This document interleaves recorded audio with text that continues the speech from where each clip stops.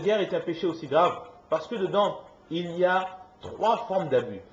Le premier abus, c'est quoi? C'est que l'on prend quelque chose qui ne nous appartient pas.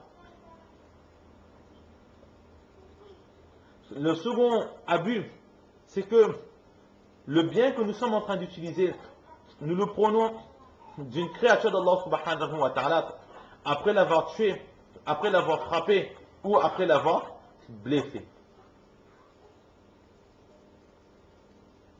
Pardon, le butin de guerre là, voler dans ce butin est quelque chose, est un péché très grave parce que dedans justement il y a un très grand abus. Pourquoi? Parce que l'on prend ce qui ne nous appartient pas sans la permission, alors que cela doit aller dans le droit de quelqu'un d'autre. Et dans un récit, le Saint-Prophète sallallahu alayhi wa sallam, qu'est-ce qu'il dit? Il dit, ô vous les croyants, sachez que votre sang, que vos biens et que votre argent vous appartient et ce sont des choses sacrées, interdites pour les autres. Donc, étant donné que les autres n'ont pas le droit d'utiliser cela, si l'on prend avant le partage, c'est exactement comme si on a abusé sur autrui. C'est pour cela que c'est quelque chose de très très grave. Et l'abus est un péché très grave aux yeux d'Allah subhanahu wa ta'ala. Donc voilà à peu près ce que l'on peut dire sur le vol dans le butin de guerre. C'est ce que le prophète sallallahu alayhi wa sallam, il a dit. Suite à ce hadith, l'auteur amène un récit de Hazrat Abdullah ibn Abbas radiallahu ta'ala anhuma qui dit وفي رواية ابن عباس رضي الله تعالى عنهما. Dans un récit de Hazrat Abdullah ibn Abbas radiallahu ta'ala anhuma qui dit ولا يقتل حين يقتل وهو مؤمن ولا يقتل حين يقتل وهو مؤمن. Au moment où le meurtrier tue, cette personne n'est plus croyante. C'est-à-dire que dans le premier récit de Hazrat Abu Hurayra radiallahu ta'ala anhu, le meurtre n'est pas mentionné. Et Hazrat Abdullah ibn Abbas radiallahu ta'ala anhuma, il rapporte le même récit dans lequel il ajoute le meurtre. Et au sujet du meurtre, nous avons déjà expliqué un peu à la lueur des hadiths ce qu'il en était et la punition qui s'ensuit. Ensuite, un des élèves de Hazrat Ikrama, de Hazrat Abdullah ibn Abbas radiallahu ta'ala anhuma, c'est-à-dire Hazrat Ikrima, il a voulu savoir, la question se pose, mais est-ce que si quelqu'un commet vraiment ses péchés, est-ce qu'il n'est plus croyant? Est-ce qu'il doit de nouveau lire son kalima? Qu'est-ce que cela signifie? Alors Hazrat Abdullah ibn Abbas, il dit que j'ai dit à Hazrat Abdullah ibn Abbas radiallahu ta'ala anhuma, comment est-ce que la foi sort de son cœur? Et là Hazrat Abdullah ibn Abbas radiallahu ta'ala anhuma, il dit hakata, de cette façon. Et comment? Il a joint ses doigts et ensuite il les a séparés. Qui veut dire qu'exactement que avant le crime, la foi est en toi, mais lorsque tu fais cela, la foi a quitté ton cœur, ton corps, donc tu n'es plus musulman. فَإِنْ تَابَ عَادَ إِلَيْهِ. Mais s'il fait le repentir, la foi retourne vers lui, hakaza. Et de cette façon, il a de nouveau joint ses doigts entre eux pour dire que de nouveau, la foi va pénétrer ton cœur et ton corps.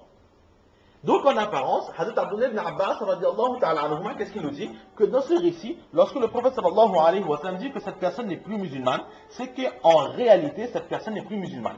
Cette personne, si elle veut revenir musulmane, elle doit se repentir de ses péchés et donc relire la prophétie de foi, la confession de foi, la kalima shahada. Sans quoi, si cette personne décède sans repentir, cette personne ne sera pas considérée comme musulmane et cette personne ira éternellement en enfer juste à cause de ses péchés.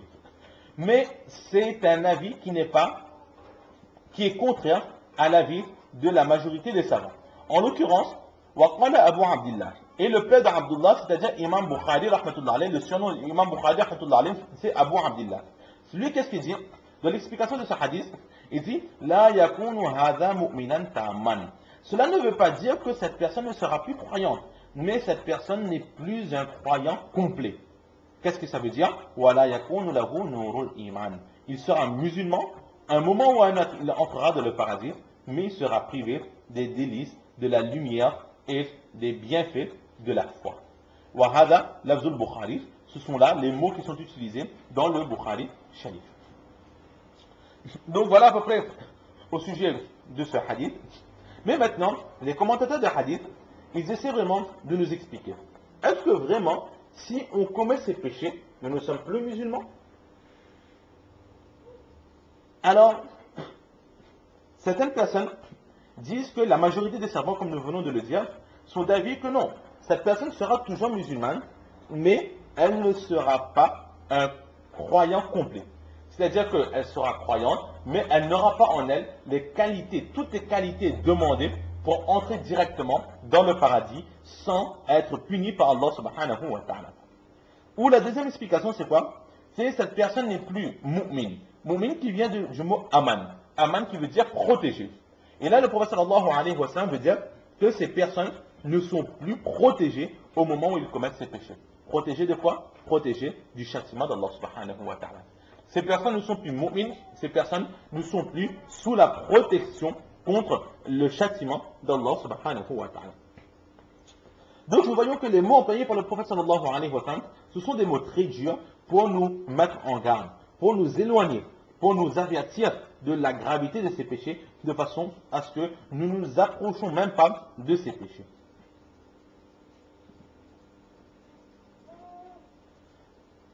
Ou encore, le prophète sallallahu alayhi wa sallam dit que ces personnes ne sont plus croyantes. Cela ne veut pas dire que dans l'immédiat, ces personnes perdent leur foi, mais ici le prophète sallallahu alayhi wa sallam dit que ces personnes ne sont plus croyantes au moment d'accomplir cela. C'est-à-dire que si la personne, le croyant, avec persévérance, continuité, il va se laisser entraîner dans ses péchés, petit à petit, ces péchés-là peuvent être un intermédiaire pour que cette personne perde sa foi. Ce sont des péchés qui, petit à petit, vont l'amener à perdre sa foi. Exactement comme si quelqu'un mange trop de sucreries, alors petit à petit, ce sucre, ce surplus de sucre va l'amener vers des maladies très graves. Alors de la même façon, ces péchés vont petit à petit l'amener vers la maladie la plus grave, c'est-à-dire l'infidélité à Allah subhanahu wa ta'ala. D'autres personnes disent que cette personne n'est plus croyante, c'est-à-dire qu'en accomplissant ces péchés, alors la foi va quitter le cœur de cette personne un laps de temps. Un laps de temps, c'est-à-dire que le temps qu'il commet ce crime. Et ensuite, c'est pendant qu'il commet ce péché, son âme sera au-dessus de sa tête, exactement comme un parasol au-dessus de notre tête. Et lorsqu'il aura terminé son péché, la foi retournera de nouveau dans son cœur. Cela ne veut pas dire que pendant que la foi a quitté son cœur durant qu'il fait ce péché-là, cela ne veut pas dire que pendant ce laps de temps, il est un infidèle. Et que si pendant ce péché, il va décéder, il décédera comme un infidèle. Cela ne veut pas dire cela. Mais cela veut tout simplement dire que si, pendant ce péché-là, s'il lui arrive quoi que ce soit, alors son iman ne sera pas là pour le protéger du azab d'Allah subhanahu wa ta'ala. Notre foi est un bouclier, une protection contre le châtiment d'Allah subhanahu wa ta'ala. Mais, si nous ne respectons pas notre foi, alors au jour de la résurrection, ou même de la tombe, cette foi sera passive. Elle ne sera pas là en premier rang pour intercéder, pour nous protéger contre le châtiment d'Allah subhanahu wa ta'ala. Elle est là, mais c'est ça tout simplement. C'est comme une clé qui est dans notre poche. À un moment ou à un autre, nous entrerons dans le paradis, mais elle ne fera pas le premier pas pour nous protéger du châtiment d'Allah subhanahu wa ta'ala. Ou encore, cette personne n'est plus croyante, cela veut dire que le prophète sallallahu alayhi wa sallam veut dire que cette personne n'agit pas comme un croyant, mais elle est en train d'agir comme un infidèle. Ou encore, cette personne n'est plus croyante, c'est-à-dire que cette personne n'a plus de pudeur. Cette personne ne craint pas de déplaire à Allah subhanahu wa ta'ala. Cette personne n'a pas honte de déplaire à Allah subhanahu wa ta'ala. Et au début du livre, du Mishkatul Masabiyah, nous avons vu ce récit qui disait que Al-Haya'u min al-Iman, que la pudeur fait partie de la foi. Et ici, lorsque le prophète sallallahu alayhi wa sallam parle de foi, cette personne n'a plus de foi, le prophète sallallahu alayhi wa sallam ne parle pas de la foi en elle-même, mais tout simplement de cette partie qui fait partie de cette partie qui est partie intégrante de la foi, c'est-à-dire la pudeur. Cette personne n'a plus de pudeur devant Allah subhanahu wa ta'ala. Lorsque tu n'as plus de pudeur, alors fais ce que tu veux. La pudeur, c'est quelque chose qui nous préserve des péchés. Et si aujourd'hui, cette personne fait des péchés aussi graves, c'est qu'elle n'a plus de pudeur. Et lorsque nous ne craignons plus Allah, lorsque nous n'avons plus honte de déplaire à Allah subhanahu wa ta'ala, alors Allah subhanahu wa ta'ala, lui aussi, il n'a plus honte et il ne craint pas de nous châtier comme jamais nous ne pourrons imaginer. Donc Allah subhanahu wa ta'ala nous préserve de ses péchés et nous préserve de son châtiment. Cependant, la personne qui commettra tous ces péchés avec cette certitude, cette croyance, que cela est autorisé en islam, alors dans ce cas, cette personne perdra sa foi et deviendra un infidèle. Si par exemple quelqu'un vole, quelqu'un tue, et il dit que oui, dans l'islam, il est autorisé de tuer. Dans l'islam, il est autorisé de voler. Dans l'islam, l'adultère est autorisé. Et il a cette certitude, cette conviction que cela est autorisé, alors cette personne aura perdu sa foi. Il faudra de nouveau relier le kalima. Là, pourquoi? Parce qu'elle a rendu licite ce que Allah subhanahu wa ta'ala a rendu illicite. C'est un péché beaucoup plus grave. Ou encore une dernière explication. Lorsque le prophète sallallahu alayhi wa sallam dit que cette personne n'est plus croyante, cela signifie que cette personne, elle est toujours croyante, mais elle n'est plus digne de se faire appeler musulmane. Cette personne aura comme surnom le pécheur, celui qui désobéit à Allah subhanahu wa ta'ala, ceci ou cela, mais cette personne ne mérite plus de se faire appeler musulman.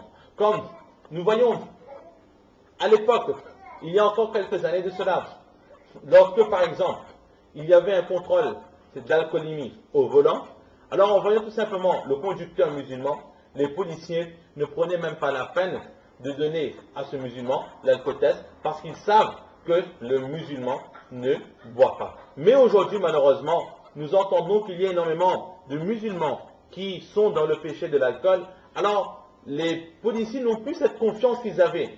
Pour eux, ces personnes sont des musulmans, mais ils n'ont plus en eux les qualités du vrai musulman, car ils sont dans ce péché-là. C'est dans ce sens-là que le prophète sallallahu alayhi wa sallam, il a employé ces mots, que les qualités du musulman nous ont quittés. Même si la foi, nous l'avons toujours, mais les qualités que nous devons avoir, nous l'avons perdues. Donc voilà à peu près ce que nos professeurs et les commentateurs de hadith nous ont dit au sujet de ce hadith, qui était donc rapporté par Hazrat Abu Huraira radiyallahu ta'ala.